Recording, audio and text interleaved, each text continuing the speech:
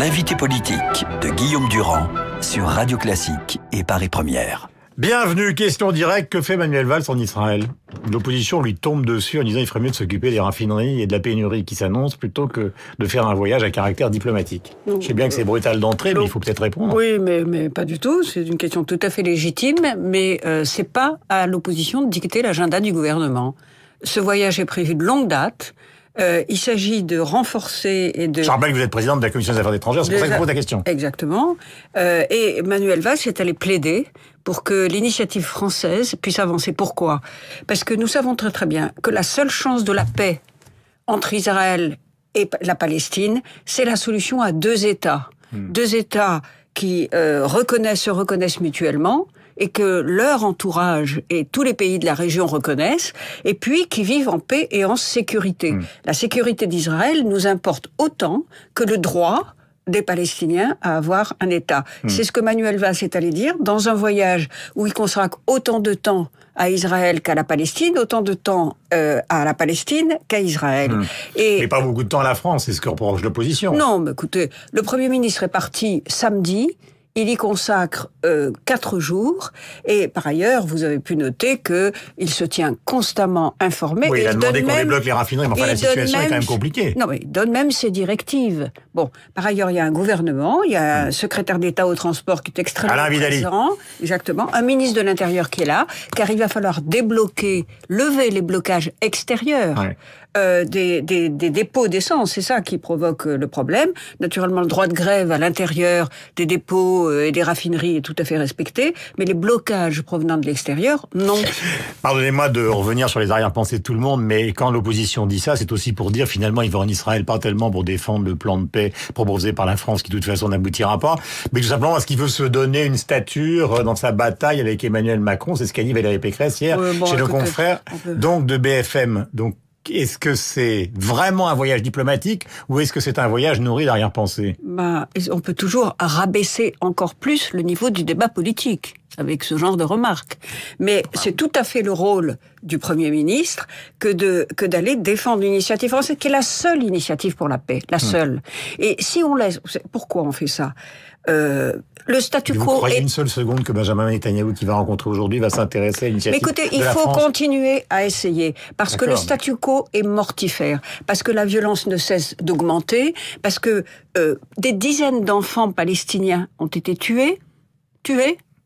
Il y a des violences, beaucoup d'Israéliens également, et puis parce que ce conflit politique, qui dure depuis des dizaines d'années, est en train de se transformer en conflit religieux. Et il n'y a rien de plus c'est assez bizarre, parce que à la fois vous donnez les arguments pour ce voyage, et quand vous dites ça dure depuis 40 ans, c'est un conflit religieux, et vous croyez que Manuel Valls, par sa seule présence, va jouer un rôle ? Non, mais on n'a pas... Ça paraît absolument... Que Obama aille sur place et mette les pieds dans le plat en contraignant Netanyahou, ça paraîtrait probable. Mais Manuel Valls, c'est pas désagréable, ce que je veux dire, mais... Il faut s'en remettre aux Américains.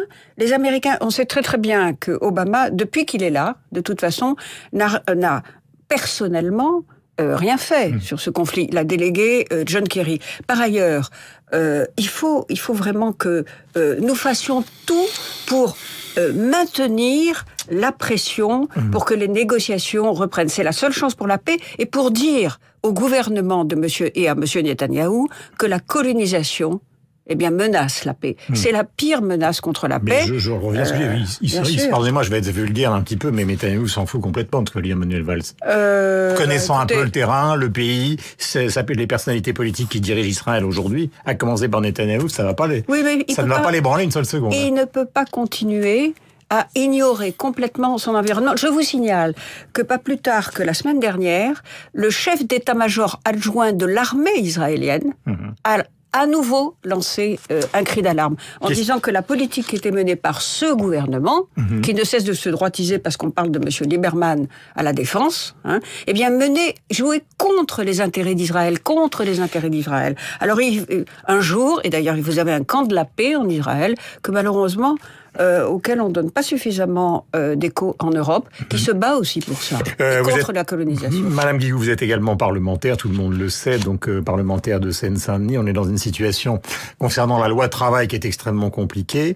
La CGT redemande, en bloquant justement les raffineries, finalement non seulement la fin de la loi, mais bloque justement le pays. Est-ce qu'on n'est pas dans une situation qui devient alarmante ? C'est inquiétant, bien entendu. Et en même temps, je pense que le gouvernement a raison de tenir bon. D'abord parce que la loi a été considérablement amendée, hein, et que même si elle est passée en première lecture à l'Assemblée nationale avec le 49.3, elle intègre énormément d'amendements qui ont été abondamment discutés et travaillés en commission et en séance. La deuxième chose, c'est que les syndicats sont dans leur rôle. De bloquer le pays ? Non, les syndicats sont dans leur rôle de dire ce sur quoi ils ne sont pas d'accord. Je veux dire, pas tous les syndicats. Oui, la CFDT n'est pas forcément d'accord. Parce que dans les transports, où c'est la CFDT qui est le syndicat numéro 1, eh bien, la CFDT dit on doit continuer avec cette loi. Par ailleurs, vous n'êtes pas ébranlé par le rôle de la CGT qui distribue des tracts quand même anti-policiers assez violents, qui maintenant qui est en train de bloquer les raffineries en France. Bien sûr. Il y a une radicalisation. Et à quoi joue M. Martinez actuellement ? Écoutez, je le déplore, parce que moi j'ai eu affaire à un autre dirigeant de la CGT, Bernard Thibault, qui se comportait différemment. Et je note, mais vous le savez très très bien, qu'il y a des élections. D'abord, la CGT est en perte de vitesse par rapport aux autres syndicats. Et pour FO, c'est un congrès dans quelques jours. Exactement. Et que donc ils vont bloquer le pays pour essayer de se refaire une santé. Non, mais l'année prochaine, il y aura des élections professionnelles. Ce qui est en jeu là-dedans, c'est qu'on décentralise la négociation sociale au niveau de l'entreprise, avec un accord majoritaire. Donc évidemment, aucun syndicat dans l'entreprise va se faire harakiri en acceptant quelque chose qui est contre les intérêts des salariés. Mais pourquoi est-ce qu'il y a cette résistance, notamment dans ces deux syndicats, mais pas à la CFDT ? Parce que vous voyez bien que c'est le pouvoir des branches et du national dans chaque syndicat qui est remis en cause, vous comprenez ? Et donc, il y a à la limite une question de contrôle interne dans chacun de ces deux syndicats par rapport à leurs adhérents. Enfin, on va vous redonner, l'explication est valable, mais on peut vous redonner le taux de syndicalisation en France. Évidemment, les gens qui vont ce matin et qui nous écoutent en chercher de l'essence vont trouver que tout ça... Je ne parle pas de vos propos, mais cette situation devient quand même assez insupportable. Oui, mais bien sûr, mais il faut que ça cesse. Vous avez employé un mot qui m'a intéressé, c'est harakiri. C'est pas ce à quoi est en train de jouer François Hollande. Parce qu'on a l'impression qu'il veut à la fois se présenter, évidemment, à la présidentielle, c'est une certitude, mais qu'en même temps, c'est une sorte de tel désordre dans le pays qu'un harakiri se profile à l'horizon. Moi, j'ai pas du tout cette impression, figurez-vous. Je pense que François Hollande est dans une entreprise de reconquête. C'est vrai, il y a eu beaucoup d'erreurs faites au départ, des erreurs de méthode essentiellement, parce que moi je soutiens la ligne suivie par ce gouvernement. Elle n'est pas soutenue par tous les socialistes, mais elle est soutenue par une majorité d'entre eux quand même.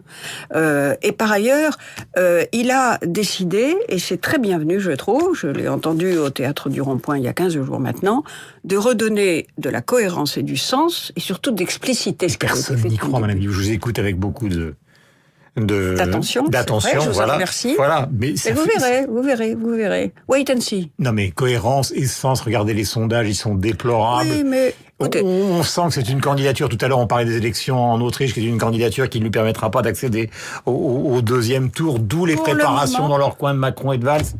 Ça ressemble quand même furieusement à une sorte de harakiri, avec en plus un bandeau sur les yeux. Non. Pour le moment, attendez. D'abord, attendez la primaire de la droite, au mois de novembre. Parce que quand je vois cette surenchère... Alors, M. Fillon veut supprimer... Mais ils n'ont rien à faire, vous vous enfoncez tout seul. Non, mais attendez. M. Fillon veut supprimer 600 000 fonctionnaires.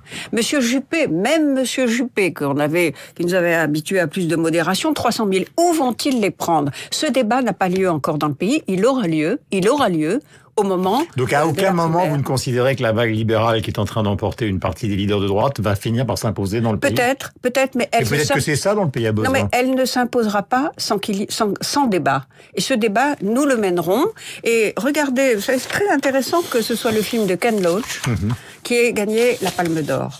Parce que Ken Loach, c'est un grand cinéaste, et un cinéaste qui a toujours été, évidemment, avec un engagement social que l'on connaît. Mais c'est pas David Cameron qui est Premier ministre. Non, mais c'est pas un hasard si Ken Loach vient du Royaume-Uni, où beaucoup de gens commencent à en avoir ras-le-bol de voir leur système de santé complètement détruit. Vous savez qu'il y a une mission qui est venue en France pour voir comment on pouvait réformer, comme on le fait, réformer l'hôpital à bas bruit, alors sans coup de hache, mais réformer l'hôpital, les obliger à se mettre en réseau et néanmoins maintenir la qualité du service public. Alors tout ça, ça viendra dans le débat. à l'automne. Ne vous inquiétez pas. Je vous ai fait remarquer, et je le refais encore une fois, que David Cameron a été réélu en Grande-Bretagne. Certes. Malgré donc des sondages difficiles, le temps est écoulé, nous n'avons pas le temps de parler du Brexit. Je sais que vous êtes une europhile convaincue, mais nous poursuivrons ce dossier évidemment dans les jours qui viennent, et notamment dès qu'on aura le résultat de cette importante élection présidentielle en Autriche. Merci à vous. Merci. Bonne journée. C'était l'invité politique sur Radio Classique et Paris Première.